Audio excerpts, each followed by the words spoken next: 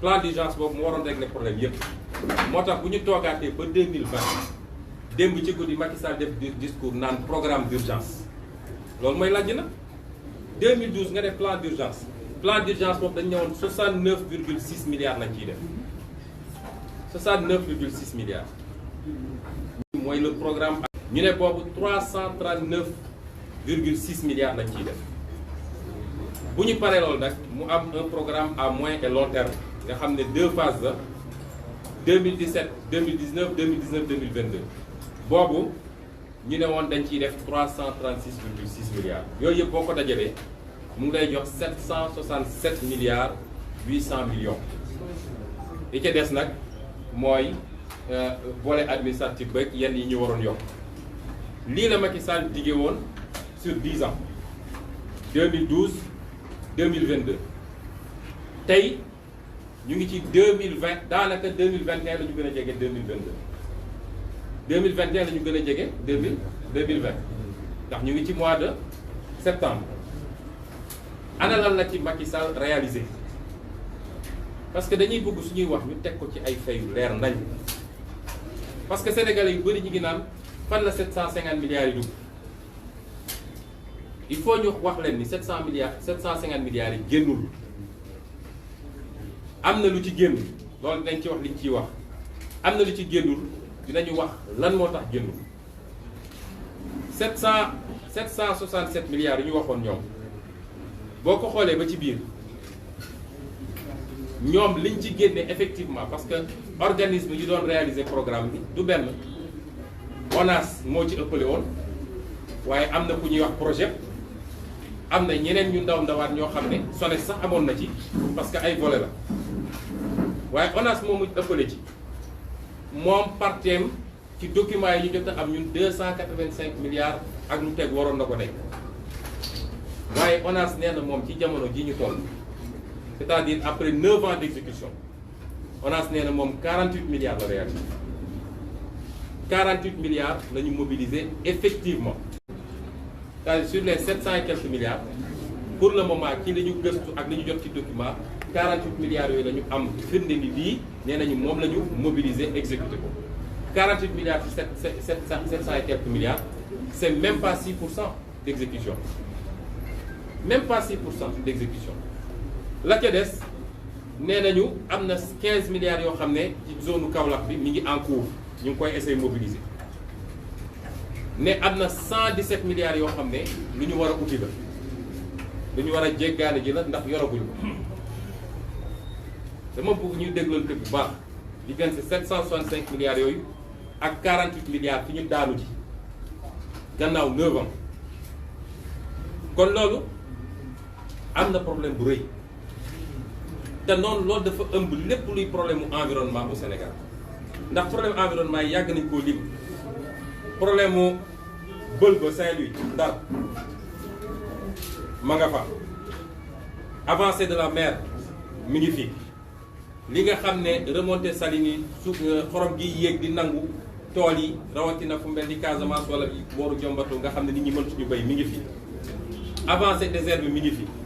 amu ci benn boo xam ne mun nañ la wax ba lan moo ci programme Macky Sall ak lan lañ ci def loo xam ne lu am fulla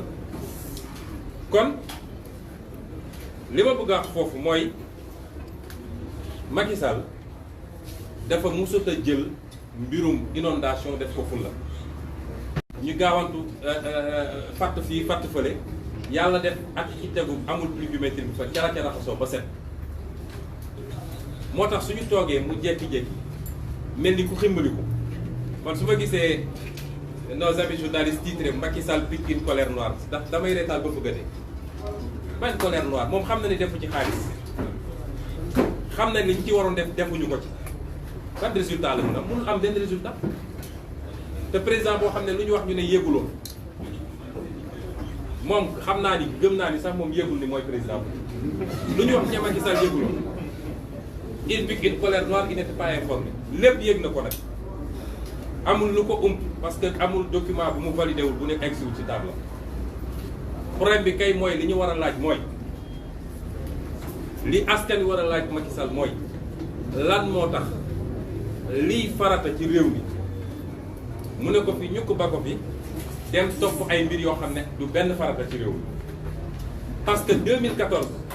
bi mu commencé 2012 2014 la ko nit ñi ne a commencé par ñi koy lebal xaalis parce que ñi koy lebal xaalis wolof dafa ne ki laa bari gët moo lay joxañ fooy xool ñi koy lebal xaalis ñoo koy wax fan la war a investir te ñooñu di ko lebal xaalis santé publique du seen priorité parce que c'est pas rentable pour eux éducation nationale du seen priorité parce que c'est pas rentable pour eux enseignement supérieur du c'est pas rentable pour eux du seen priorité assainissement du seen priorité c'est pas rentable xam nga ñooñu lan mooy seen priorité mooy tabaxal autoroute jox ko suñuy entreprise ñu lebal la suñu xaalis teg ci intérêt bu dunt suñu entreprise ñëw liggéey du fay impôt andi ay employés delloo xaalis bi yëpp sama dëkk yow nga may fay ay bor ak ay intérêt xam nga lan mooy seen priorité tabaxal une ville nouvelle nga xam ne jox ñu defar centre Diamniadio jox ñu defar terrain basket jox ñu et cetera et cetera ñooñu yooyu mooy seen priorité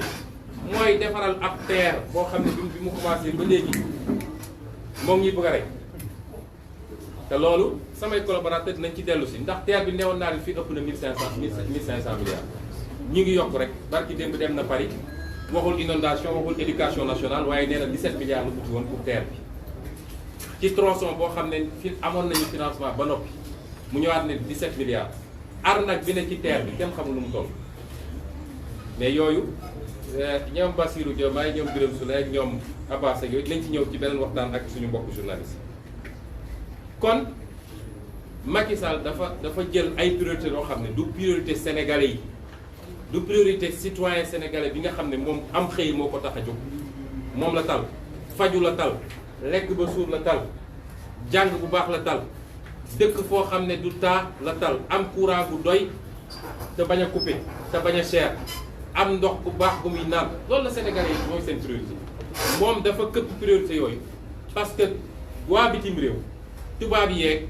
naar yeeg turc yeeg chinois yeeg ñooñu saa su demee man gëm naa ni Macky Sall bis bu jëlee avion ni day tukki waa bitim réew dañ naan na gaaw ñëw ci man naan suñu waajaa ngi ñëw su ñëwee ayom signature suñu signé rek mu signé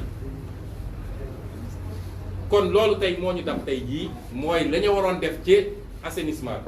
Macky Sall moom la yóbbu ci train bi Macky Sall moom la yóbbu ci autoroute yi moom la yóbbu feneen ak feneen daal di sàggane askan wi.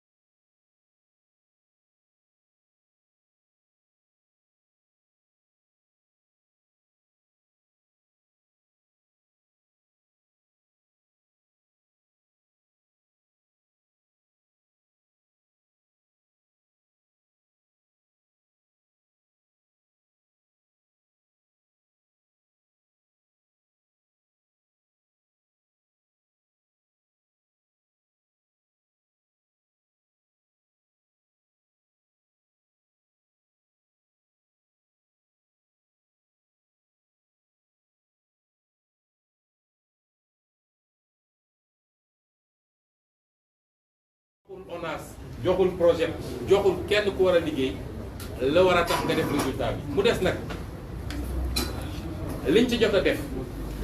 il faut ñu wax ñu fan lañ ko dugal parce que milliards gis nga Sénégal dañ dem ba léegi dañu miis milliards defe naa 20 dernières années dañu jékki-jékki rek wax ji léegi li gars yi naan unité monétaire c'est le milliard yaa ngi diw jël na milliard diw jaay dal na si milliard ñu dem ba xeet milliard mais 1 milliard li ci mën a def li ci nit mën a def kenn dafa am nu mu toll ñu naan la donc ay 48 milliards ak ay 50 milliards ak